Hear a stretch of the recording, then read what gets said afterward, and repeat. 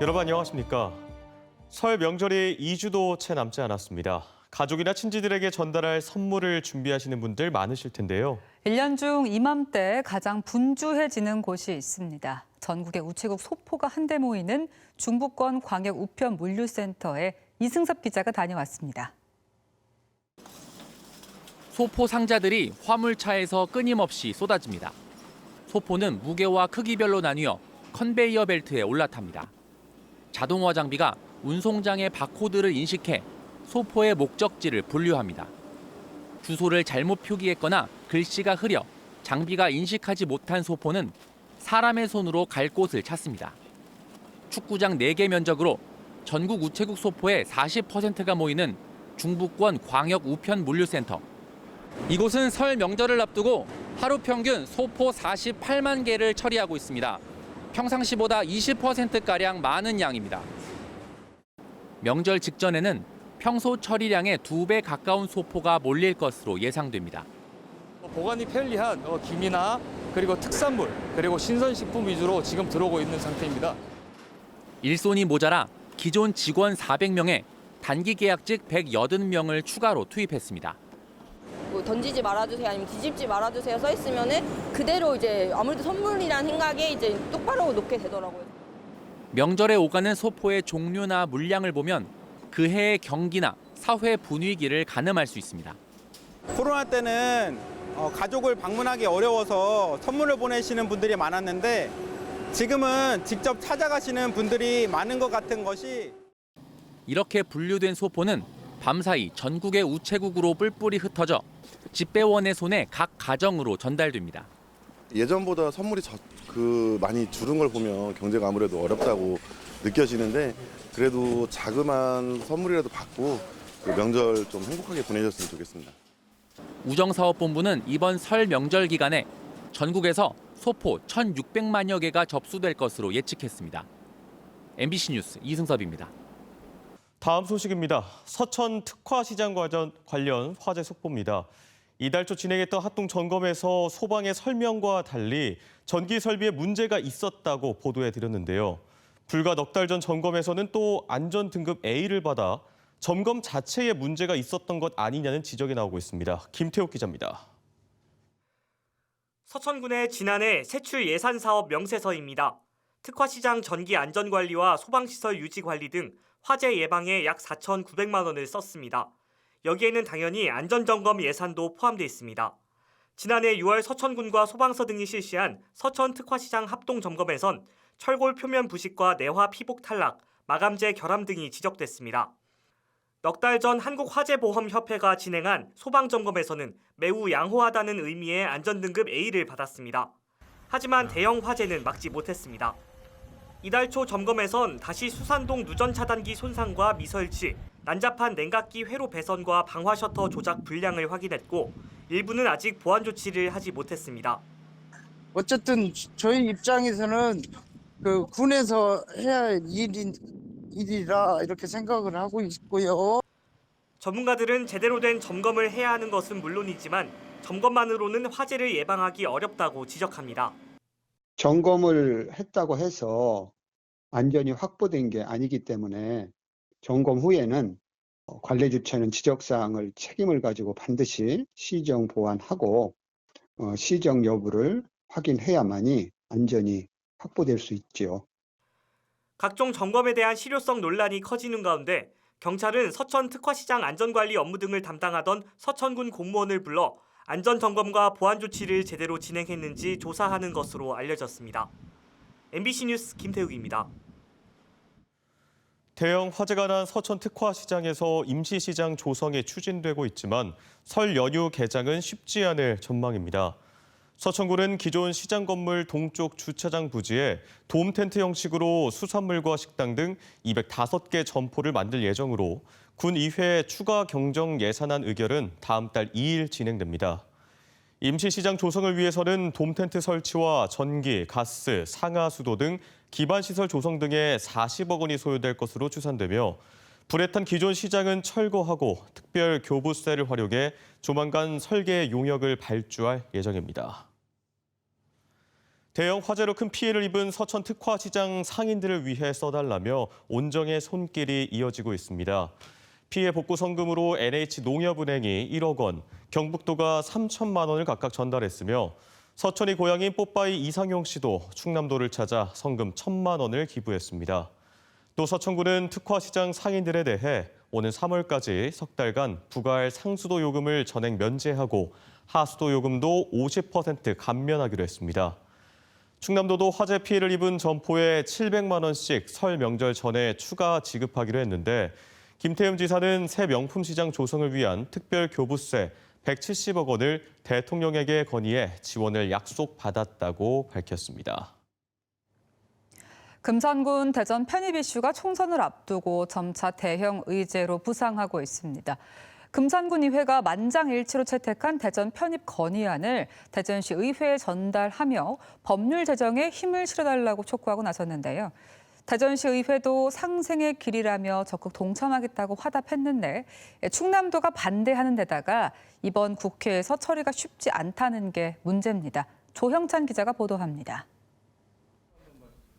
금산군 의회 의원 7명 전원이 대전시 편입을 도와달라며 대전시 의회를 찾았습니다. 충남 편입 후 60년 넘게 섬처럼 위치해 개발 축에서 소외돼 있는데 교육, 문화, 의료 등 실질 생활권은 대전이어서 행정구역과 다른 고비용, 저효율이 초래된다는 겁니다.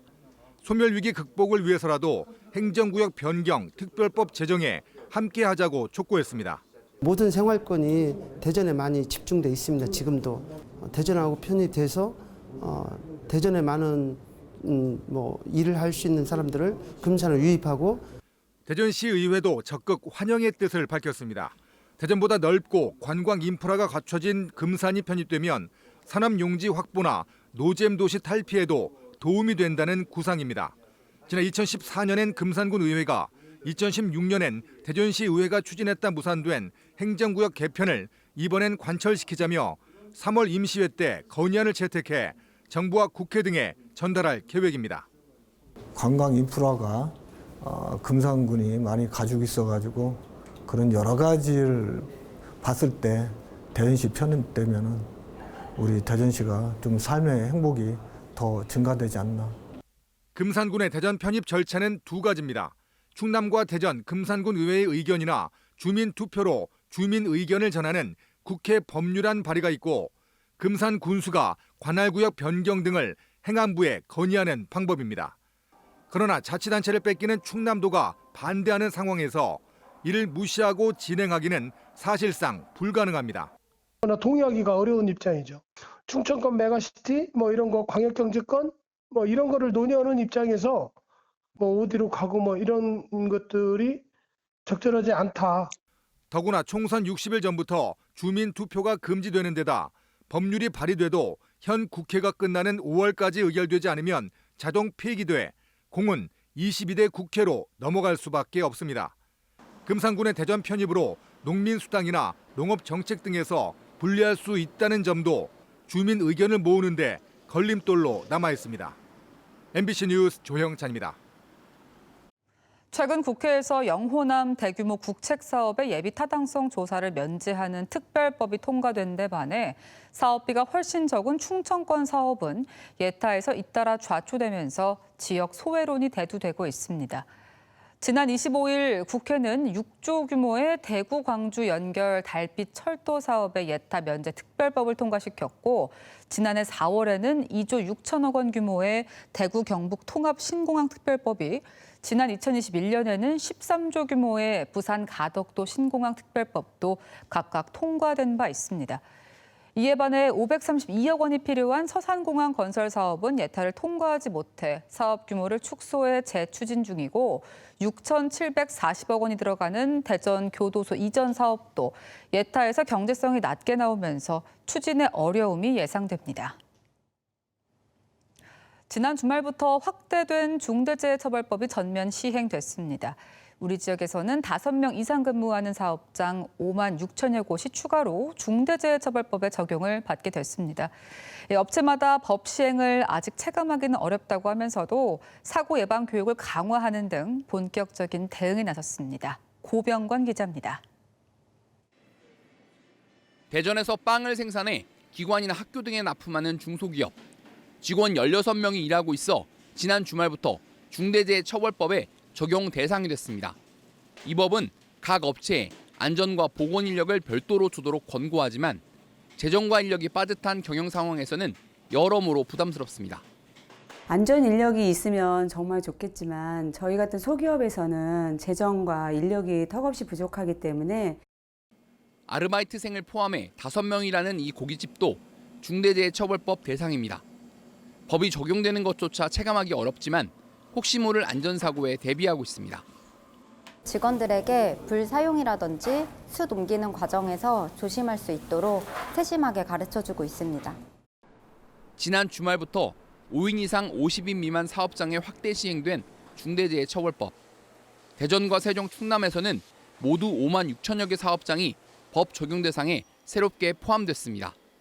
지역 경제계는 소규모 사업장이 인력난과 자금난으로 대응이 어렵다며 중대재해처벌법 적용을 또 한 번 유예해야 한다고 주장합니다. 하지만 지역 노동계는 노동 현장의 안전을 담보할 근본적인 대책을 마련하는 것이 더 중요하다고 맞서고 있습니다. 정말 필요한 것은 안전 조치를 취하는 건데요. 이것은 소위 자본가들이나 노동자들이나 같이 함께 풀어갈 내용도 있습니다. 정부는 오는 4월까지 50인 미만 사업장이 안전과 보건관리 체계를 구축할 수 있도록 산업안전 대진단을 벌여 상담과 지원을 하기로 했습니다. MBC 뉴스 고병권입니다. 송미령 농림축산식품부 장관이 오늘 예산 통합 미국 종합처리장을 찾아 쌀 수급 관리 방안에 대한 의견을 들었습니다. 송 장관은 이달 말까지 산물벼 전량에 대한 인수를 마치는 한편 전략작물 직불제 확대와 과학적인 수급 예측 관측 시스템을 운영하는 등 농민들의 쌀값 하락에 따른 불안감을 해소하겠다고 밝혔습니다. 설 명절을 맞아 태안 지역 전통시장에서 태안사랑 상품권으로 결제하면 5% 최대 2만 5천 원을 환급받을 수 있습니다. 태안사랑 상품권은 1인당 월 30만 원까지 5% 할인 구매할 수 있으며 다음 달 1일부터 14일까지 전통시장에서 쓰면 5% 추가 환급 행사도 진행합니다. 오는 4.10 총선 충청권 예비 후보 10명 가운데 3명 가까이가 전과자인 것으로 조사됐습니다. 중앙선거관리위원회 선거통계 시스템에 따르면 지난 26일 기준 대전과 세종, 충남 20개 선거구에 예비 후보로 등록한 106명 가운데 29.3%인 31명이 전과자였습니다. 지역별로는 충남이 35.2%로 전과자 비율이 가장 높았고 대전 26.3%, 세종 17.6% 순이었습니다. 전과 유형으로는 음주운전이 가장 많았고 전과 횟수로는 10범과 7범이 각각 1명씩 있는 것으로 확인됐습니다. 사선의 이명수 국민의힘 의원이 국민의힘 지역구 현역 의원 가운데 처음으로 현 지역구인 아산갑 총선 출마를 선언했습니다. 이 의원은 아산시청에서 기자회견을 열고 5선에 성공해 국회의장급 큰 정치인이 되겠다며 경찰병원, 재활전문병원 신축 추진 등 신아산 경제권 구상 5대 전략을 제시했습니다. 다음은 저희 방송에 희망 2024 이웃돕기 성금을 보내주신 분들입니다.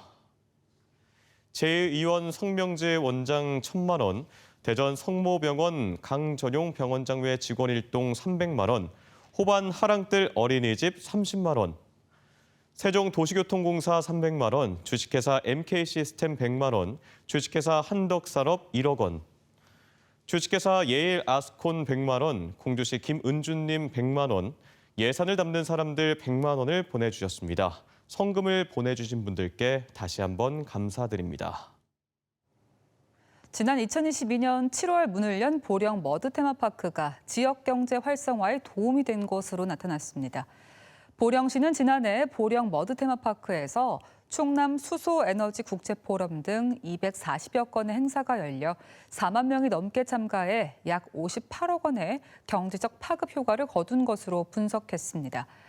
시는 올해 컨벤션과 머드 체험 시설이 결합한 복합 시설을 완성해 고부가 가치 사업인 전시, 회의 도시로 육성해 나갈 계획입니다.